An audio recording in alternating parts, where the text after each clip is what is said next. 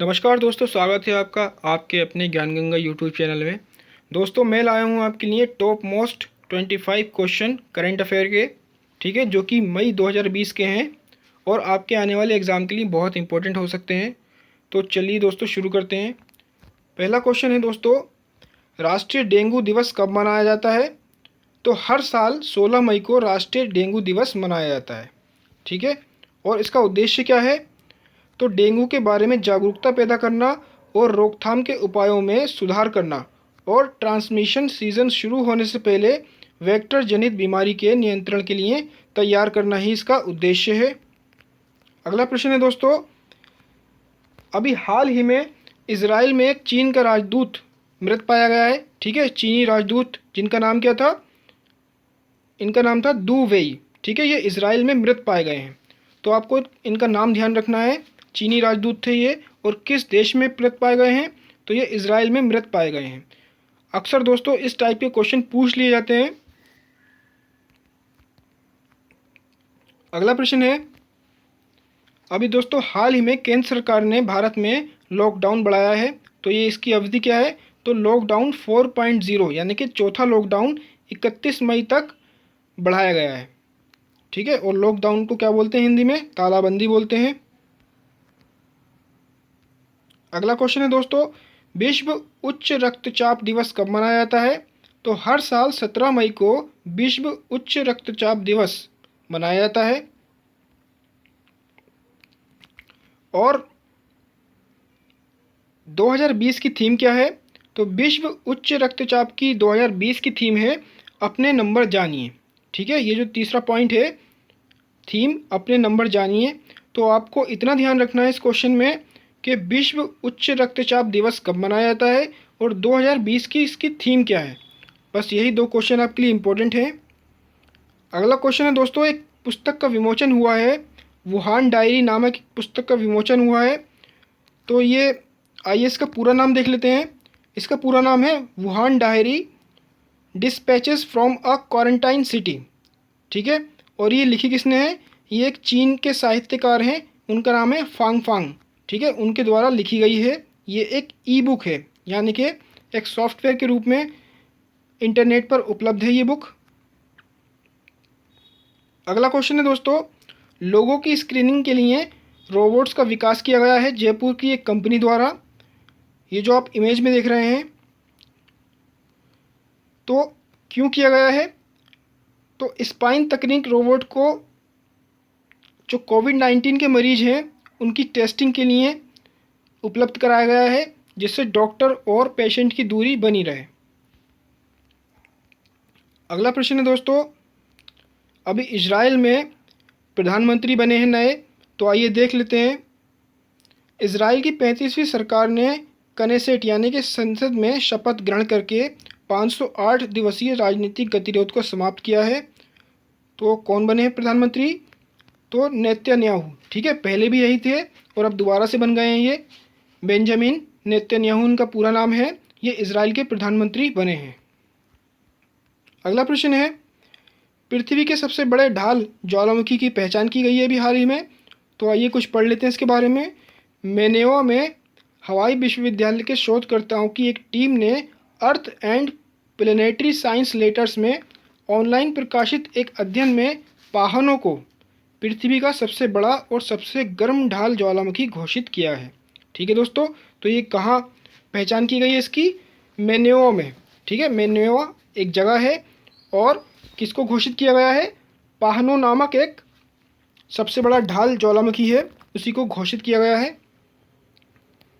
अगला प्रश्न है दोस्तों, अभी हाल ही में भारत कोकिला जिसको कहा जाता है, भारतीय स्वर कोकिला लता मंगेशकर ने एक जयतु भारतम गीत गाया है। तो देख लेते हैं। लता मंगेशकर को भारत का सर्वोच्च नागरिक सम्मान भारत रत्न भी मिला है और MS सुब्बुलक्ष्मी के बाद ये सम्मान प्राप्त करने वाली दूसरी गायिका हैं, ठीक है। आपका एक क्वेश्चन तो ये बन जाता है। और ये गीत गाया क्यों है? तो ये जो कोविड-19 में जो हमारे वर्कर्स काम कर रहे हैं उनको समर्पित किया गया है ये गीत। इसका नाम आपको ध्यान रखना है, जयतु भारतम। अगला प्रश्न है दोस्तों, एक चक्रवाती तूफान आया है अभी हाल ही में बंगाल की खाड़ी में, उसका नाम है अम्फान, ठीक है। और वो कहाँ कहाँ आया है, 2 राज्यों को उसने प्रभावित किया है चक्रवाती तूफान ने, एक तो ओडिशा को और एक पश्चिम बंगाल को। तो आपको ये ध्यान रखना है इस तूफ़ान का नाम। और दोस्तों इस तूफ़ान का नाम दिया किसने है, ये थाईलैंड ने दिया है। और भारत में इसने किन किन राज्यों को प्रभावित किया, तो ओडिशा और पश्चिम बंगाल को प्रभावित किया। ये आपको याद रखना है इस क्वेश्चन में। अगला प्रश्न है, राष्ट्रीय लुप्तप्राय प्रजाति दिवस कब मनाया जाता है, तो हर साल मई के तीसरे शुक्रवार को राष्ट्रीय लुप्तप्राय प्रजाति दिवस मनाया जाता है। और इस बार तीसरा शुक्रवार कब पड़ा है मई का, वो 15 मई को पड़ा है, ठीक है। तो ये दिन हमारे ग्रह पर वन्य जीवों की रक्षा के लिए समर्पित है। अगला प्रश्न है, विश्व स्तर पर वन हानि दर में गिरावट दर्ज की गई है अभी FRA 2020 की रिपोर्ट के अनुसार। तो आइए देख लेते हैं FRA क्या है। तो ग्लोबल फॉरेस्ट रिसोर्सेस असेसमेंट इसकी फुल फॉर्म है। और 2015 से लेकर 20 तक अभी जितनी भी उसके बीच में जितनी भी रिकॉर्ड हैं सबको इसने इंक्लूड किया है।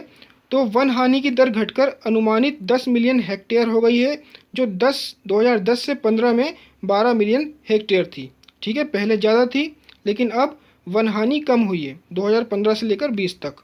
तो आपको ध्यान रखना है ये रिपोर्ट किसने जारी की है। अगला प्रश्न है दोस्तों, विश्व दूरसंचार दिवस कब मनाया गया है, तो हर साल 17 मई को विश्व दूरसंचार दिवस मनाया जाता है। इसको इंग्लिश में world telecommunication and information society day भी बोला जाता है। और दोस्तों ये दुनिया भर की संस्कृतियों में रिश्तों के निर्माण में दूरसंचार की शक्ति और इसके महत्व को मनाने का दिन है। आपको इसकी थीम याद रखनी है, 2020 की इसकी थीम है कनेक्ट 2030 सतत विकास लक्ष्यों के लिए ICT। अगला प्रश्न है दोस्तों, अभी हाल ही में फेसबुक द्वारा G5 का अधिग्रहण किया गया है। तो आइए जान लेते हैं इसके बारे में। फेसबुक ने G5 एनिमेटेड इमेज या GIF बनाने और साझा करने के लिए एक लोकप्रिय वेबसाइट का अधिग्रहण किया है। G5 अब इंस्टाग्राम टीम के हिस्से के रूप में काम करेगी। अगला प्रश्न है, international day of living together कब मनाया जाता है, तो हर साल 16 मई को international day of living together मनाया जाता है। 2017 में संयुक्त राष्ट्र ने दुनिया भर में शांति, सहिष्णुता, समावेश, समझ और एकजुटता को बढ़ाने के लिए इस दिवस की घोषणा की थी, ठीक है। तो आपको ध्यान रखना है कब से मनाया जा रहा है ये, 2017 से। और किसके द्वारा मनाया जाता है, संयुक्त राष्ट्र द्वारा।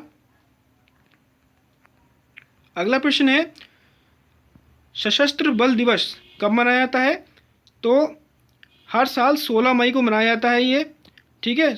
और 16 मई को नहीं बल्कि मई के तीसरे शनिवार को ये मनाया जाता है। और इस बार मई का तीसरा शनिवार 16 मई को पड़ा है, ठीक है। अब ये मनाया क्यों जाता है ये देख लेते हैं। सबसे पहले इसको इंग्लिश में आर्म्ड फोर्स डे कहते हैं। राष्ट्रपति हैरी एस ट्रूमैन द्वारा पहली बार इसे मनाया गया था। ये अवकाश 1949 में स्थापित किया गया था, ठीक है। इस दिन जो अवकाश होता है उसको 1949 में स्थापित किया गया था। और दोस्तों ये अमेरिका की सभी 6 से शाखाओं को, ठीक है, जो अमेरिका की सेना है उसकी सभी 6 शाखाओं द्वारा मनाया जाता है।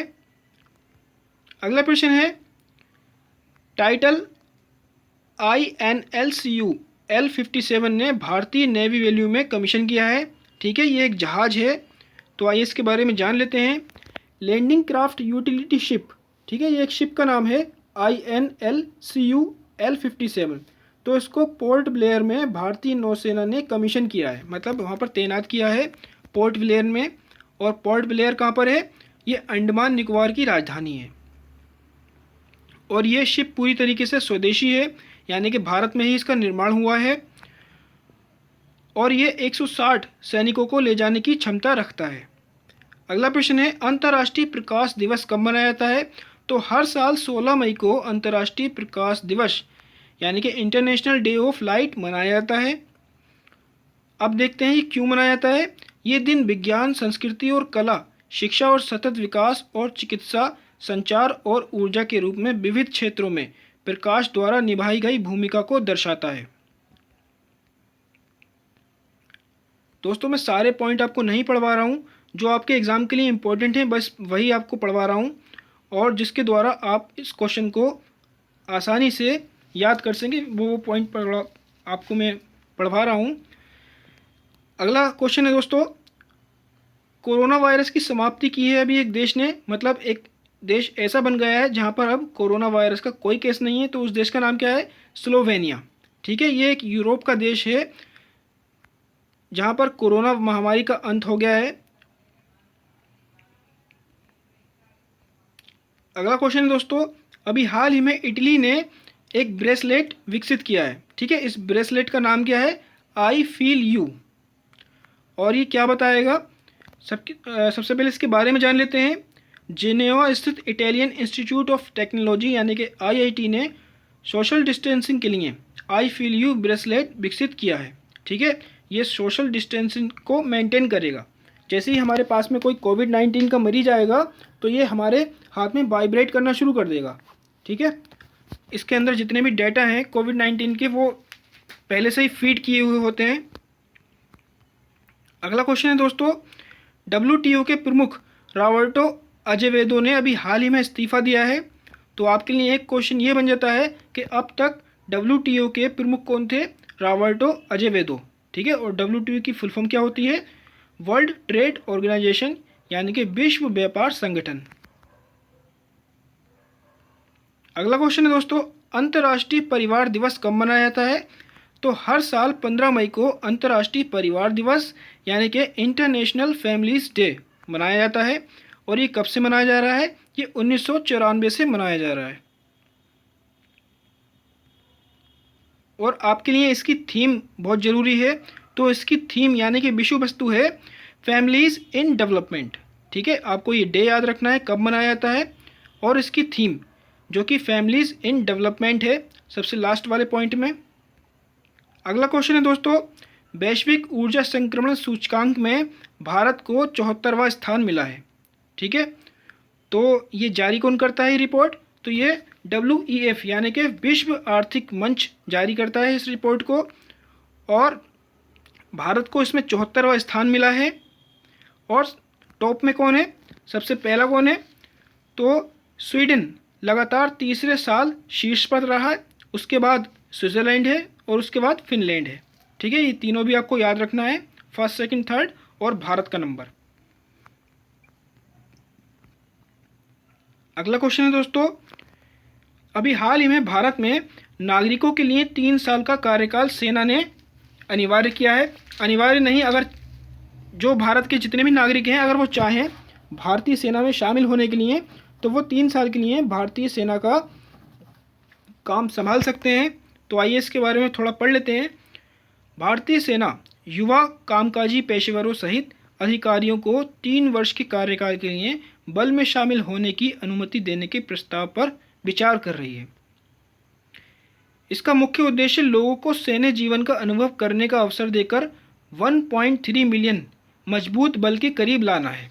ठीक है, तो इससे जो लोग सैन्य जीवन का अनुभव करना चाहते हैं उनको भी लाभ होगा, और जो भारत का लक्ष्य है 1.3 मिलियन बल तक लाना, तो उसको भी अपना लक्ष्य पूरा करना है, इसलिए ये प्रस्ताव पारित करना चाह रही है भारत सरकार।